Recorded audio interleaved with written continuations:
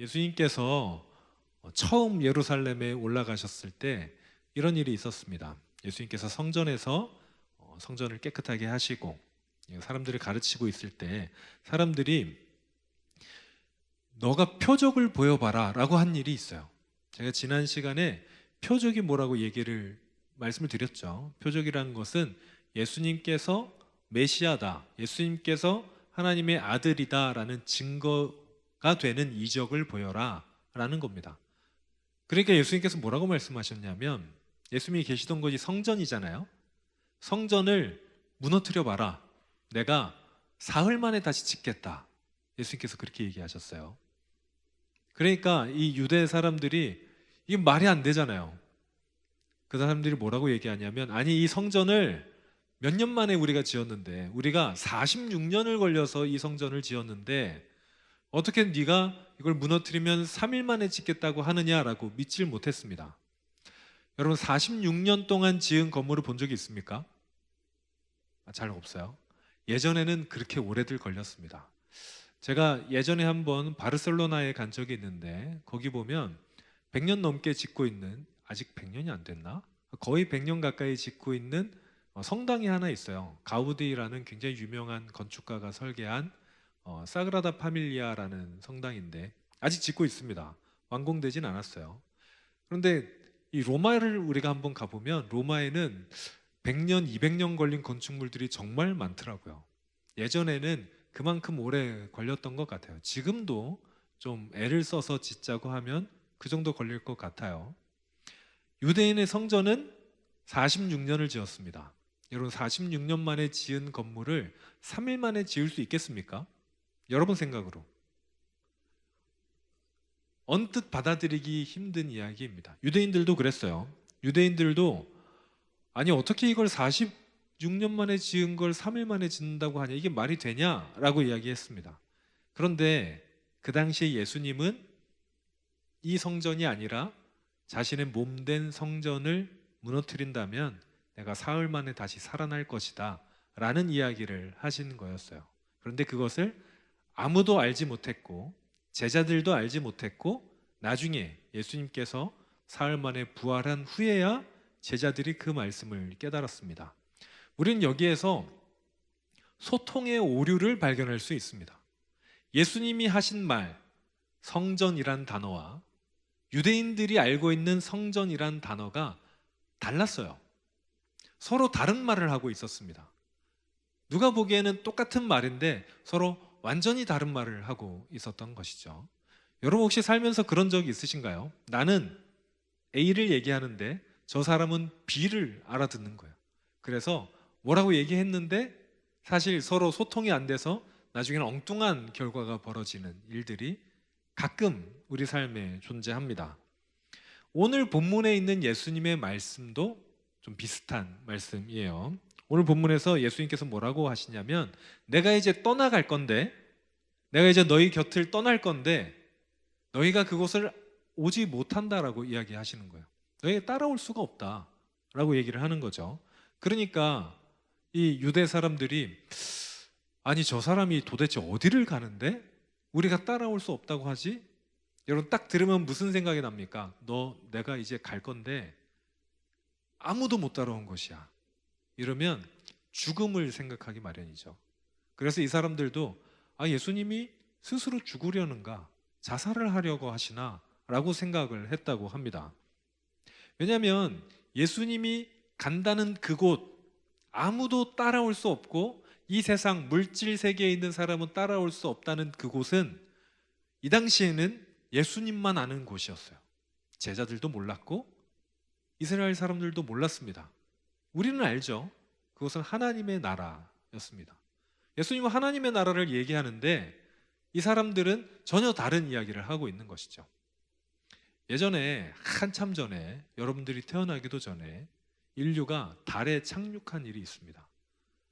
이게 얼마나 말도 안 되는 일이었는지 지금도 음모론이 있어요. 그 당시에 이 달에 진짜로 간 게 아니다, 뭔가 이렇게 다른, 왜냐하면 지금 계산을 해보니까 그 당시의 기술을 가지고 달에 갈 수가 없대요. 이 알고 있는 것도 너무 적고 계산도 너무 복잡하고 해서 지금 사람을 달에 보내는 것도 너무 어려운 일인데 그 당시에 사람을 어떻게 갔는지 너무 신기하다 할 정도로 갑자기 말이 안 되는 일이 벌어진 거죠. 그런데 사람이 결국엔 달에 올라갔어요. 여러분, 달을 올라가려면 하늘로 가서 달까지 가야 되잖아요. 그때 사람들이 뭐라고 얘기했냐면 하늘에 하나님이 계시더냐 라고 물었어요. 왜냐하면 하나님이 계신 곳을 무슨 나라라 그래요? 하늘나라라 그러잖아요. 하늘에 갔는데 하나님이 없는 거예요. 그러니까 사람들이 믿음이 많이 흔들리기 시작했습니다. 여러분, 하늘나라가 그 하늘입니까? 우리는 알아요. 하늘나라는 저 하늘이 아닙니다. 이따 얘기하겠지만 하늘나라는 하나님의 나라, 하나님이 계신 곳, 이 물질 세계와는 질적으로 다른 곳을 우리는 하늘이라고 얘기하거든요. 그런데 예수님께서 내가 그곳으로 가겠다 할 때 사람들은 알지 못하는 거죠. 믿지 못하는 겁니다. 그래서 오늘 본문 이 시기에 소통의 오류가 벌어지고 있습니다. 주기도문에 보면 예수님께서 처음 기도를 가르치실 때 뭐라고 얘기하시냐면, 여러분 주기도문 첫 부분 한번 외워보실래요? 시작. 하늘에 계신 우리 아버지. 아버지가 하나님이시죠. 하나님이 어디에 계십니까? 하늘에 계신 거예요. 하나님이 계신 곳을 하늘이라고 합니다. 그 당시 사람들에게 하늘이라는 이미지가 있었기 때문에 이런 언어를 사용하셔서 기도하신 거죠. 그리고 좀 있으면 뭐라고 기도하시냐면, 아버지의 뜻이 어디에서와 같이? 하늘에서와 같이 어디에서도 이루어지길 바래요? 땅에서도 땅은 어디입니까? 물질세계, 여기에요. 하늘이 하나님의 나라가 될 수 있는 건 거기가 하나님이 계시기 때문이에요. 하나님의 뜻이 이루어지는 곳이기 때문에 그곳이 하늘나라가 됩니다. 하늘에서와 같이 땅에서도 아버지의 뜻이 이루어지면 이 땅도 하나님의 나라가 되는 거죠. 여러분, 예수님이 왜 이 땅에 오셨는지가 이 주기도문에 잘 나타 있습니다. 예수님께서 이 땅에 오신 이유가 뭐냐면 하늘에서와 같이 아버지의 뜻이 이 땅에 이루어지게 하기 위해서 오셨어요. 쉬운 말로 뭐라고 하냐면 하나님의 나라를 이 땅으로 가지고 오신 겁니다. 여러분, 원래 이 땅은 하나님께서 지으신 곳이었죠. 그런데 사람들이 하나님을 떠났습니다. 배반했어요. 유독 에덴 동산에서만 배반해서 떠난 게 아니라 사람들이 하나님의 뜻대로 살지 않고 자기 마음대로 살기 시작했습니다. 그래서 땅이 되었어요. 사랑하는 여러분, 우리가 있는 곳은 어디입니까? 우리는 우리 마음대로 삽니까? 주님의 뜻대로 살고 있습니까? 무조건 제가 이런 말을 할 때 좀 걱정되는 게 있는데, 무조건 나는 죄인이야, 내가 있는 곳은 다 땅이지, 하늘 절대 아니야, 이렇게 말하라고 하는 거 아니에요. 근데 깊게 한번 고민해 보라는 거예요. 여러분이 발을 딛고 서 있는 그곳, 여러분이 어디에 있든지, 지금은 여기에 있고 여러분이 가정에 있든 직장에 있든 친구를 만나든 어디 있든, 여러분 그곳은 하늘일까요? 땅일까요? 하나님의 나라일까요? 그렇지 않을까요? 하나님의 나라라는 것을 우리가 잘 볼 수 있는, 확인할 수 있는 방법이 하나 있습니다. 왜냐하면 그곳에 하나님의 나라라면 하나님의 뜻이 이루어지기 때문이에요. 자, 보십시오. 여러분, 혹시 여러분이 계신 곳에서 어떤 일을 했는데 그 일 때문에 사랑이 막 솟아나요. 기쁨이 넘쳐요. 그리고 그곳에서 하나님과 가까워지는 일이 일어납니다. 그러면 거기가 하나님의 나라인 거예요. 그런데 그렇지 않다면, 사랑이 일어나지 않는다면, 내가 있는 곳에서 상대방을, 나는 좋은 일이라고 했는데 상대방을 미워하는 일이 일어난다면 생각해 보셔야 됩니다. 나는 이 사람을 사랑해서 한 일인데 정의가 실현되지 않는다면 그것도 생각해 봐야죠. 그리고 너무 기뻐요. 막 잔치해요. 그런데 그곳에서 하나님과 가까워지는 일이 반대로 일어난다면, 오히려 하나님과 멀어진다면, 예를 들면 우리 청년들이 자주 묻는 술자리라가, 술자리에서 얼마나 좋아. 자기들끼리 너무 친해요. 사랑이 막 불일 듯 일어나는 것 같아. 기쁨도 넘쳐. 다 좋은데 누구랑 멀어집니까? 하나님이랑 멀어지는 것 같아요. 그러면 여러분, 거기는 하나님의 나라가 없는 겁니다. 하나님의 나라는 우리 주변에서 하나님의 뜻이 이루어지는 나라를 우리는 하나님의 나라라고 이야기합니다. 그래서 우리는 하나님의 길을 따라 걷는다, 예수님의 길을 따라 걷는다라고 했을 때, 그것을 다른 말로 하면 이 땅에 하나님의 나라를 세워가는 것이라고 얘기할 수 있겠습니다. 여러분이 가는 곳마다 거기가 하나님의 나라가 되면 여러분은 예수님의 길을 걷는 것입니다. 그런데 내가 가는 곳이 분명히 여기가 예수님의 길이라 하고 따라갔는데, 거기 내가 가는 곳마다 하나님의 뜻이 이루어지지 않는 것 같아요. 그러면 우리는 하나님의 나라에 있지 않는 게 됩니다. 제가 오늘도, 사실 여러분들은 오시면서 그렇게 불편함을 못 느끼셨을 수 있는데, 오늘 우리 교회 주변에서 마라톤이 있었어요. 마라톤이 있으면, 이번 마라톤은 꽤 길게 좀 길을 막아섰는데, 청계천 쪽을 이렇게 저기 광화문 쪽에서부터 저 멀리 신설동 넘어서까지 길이 막혔거든요. 그러면 저 강남 쪽에서부터 올라오시는 분들은 꽤 길을 돌아가셔야 됩니다. 저도 예전에 이런 게 있었어요. 모르고 길을 가다가 길이 막힌 거예요. 이전에는 뚫려 있었던 길인데 그날은 막힌 거예요. 막혀서 정말 여태까지 온 거를 전부 다 취소하고 한 30분 온 거를 다시 거꾸로 돌아가서 옆으로 돌아가야 됩니다. 그러면 지금 여기에서는 이 길만 뚫리면 5분 만에 갈 길을 거의 한 40분 걸려서 가야 되는 상황이 펼쳐졌어요. 여러분, 어쩌시겠습니까? 돌아가시겠습니까? 아니, 불평만 하고 있겠습니까? 길이 막혔을 때, 여기가 아니라는 것을 깨달았을 때 가장 빠른 길은 바로 돌아서는 겁니다.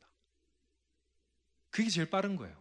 거기서 아까워하고, 여태까지 내가 버린 시간 아까워하고 불평하고 있으면 그냥 시간만 늦어질 뿐입니다. 사랑하는 여러분,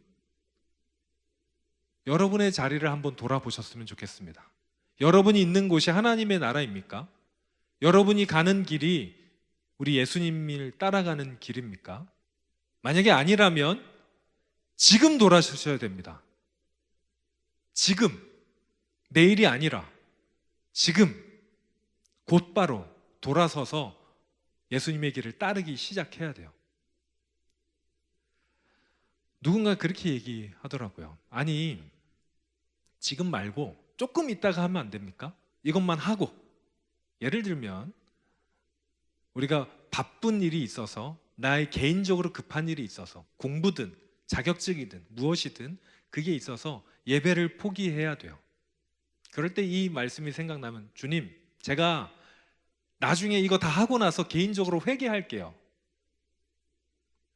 제가 지금 고3이고 공부해야 되는데 주일에 학원 안 가고 이렇게 공부하러 가는 거 너무 좀 나한테 손해일 것 같으니까 1년 있다가 그때 교회 나가서 저 회개하고 돌아올게요 라고 얘기하면 여기 뜨끔하는 사람들이 좀 있을 수도 있는데, 여러분, 그런데 제가 안타까운 게 있어요. 뭐냐면, 그렇게 조금 있다가 한다고 하잖아요. 생각보다 더 길을 많이 돕니다. 당장 회개할 수 있을 것 같고, 당장 내 개인적인 일보다 주님의 일을 더 먼저 그때는 할 수 있을 것 같은데 그렇지 않아요. 돌아서기가 쉽지 않습니다. 혹시 여기에서 11조를 하시는 분들이 얼마나 계신지 모르겠습니다. 어렸을 때 11조 하는 게 참 쉬워요. 용돈을 제가 한 달에 10,000원 정도 받을 때, 여러분, 10,000원에 11조는 얼마입니까? 1,000원이죠. 1,000원 쉽게 드립니다. 그런데 10만 원이 됐어요. 10,000원을 드려야 돼요. 그것도 할 수 있어요. 그러다가 나이가 들어서 봉급을 받고 봉급의 11조를 하는 게 훈련이 되면 가능한 일입니다. 그런데 오늘날 11조를 한 번도 하지 않다가 1,000원도 아까워, 10,000원도 아까워. 그러다가 어느 날 내가 하나님께 정말 하나님 11조가 신앙 고백이었군요.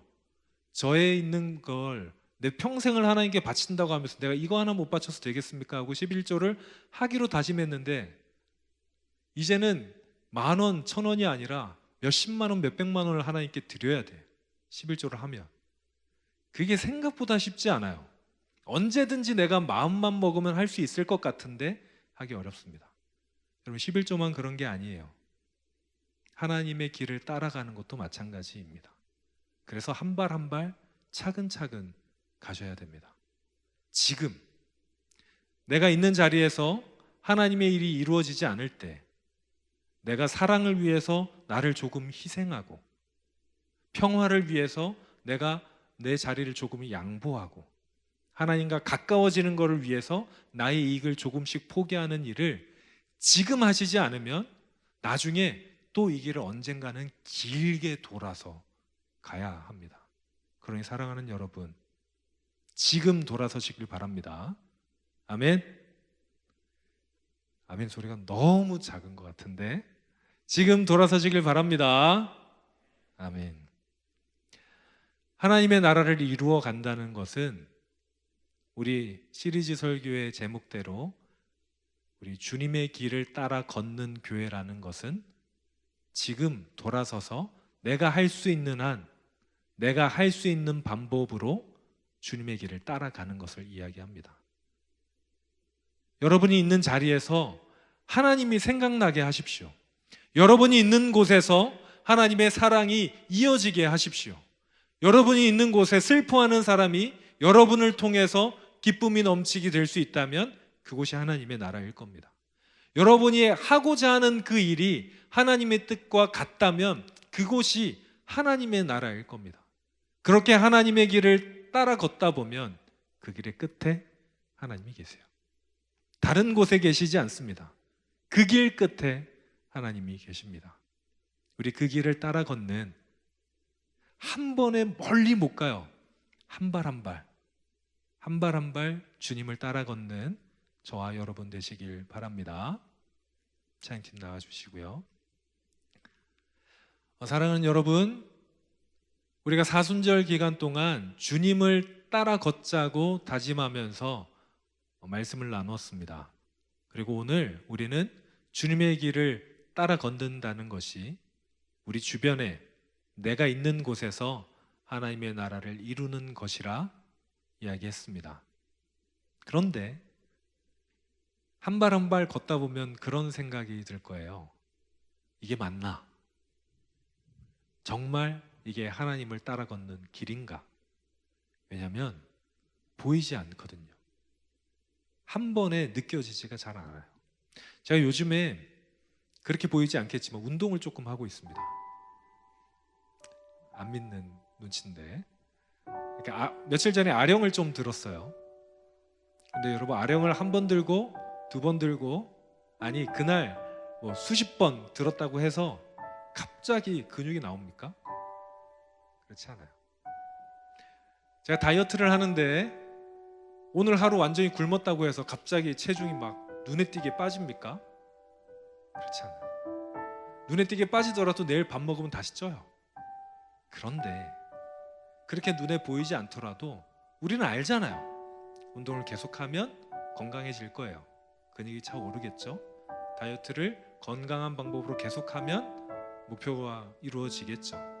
우리가 하나님의 방법으로 한 발 한 발 걷다 보면 여러분은 예수님의 길을 따라 걸을 줄로 믿습니다. 그러니 여러분, 주님의 길을 따라 갑시다. 좀 어려워도 그 길을 계속해서 갑시다. 이게 맞는지, 이게 정말 이 길로 가는 것이 하나님이 원하시는 길인지 모르겠다면 옆 사람을 보세요. 저 사람이 바로 가는 길이라면 같이 가시면 됩니다. 그러라고 교회를 만들어 주셨어요. 주변에 사람을 붙여주셨습니다. 저를 여러분께 보내주셨어요. 그러니 여러분, 같이 갑시다. 같이 주님의 길로 걸어가서 이 세상의 마지막 날 우리 주님 만나고 다 같이 공동체로 주님과 동행하며 그 주님 만나는 기쁨을 누리는 저와 여러분 되기를 바랍니다.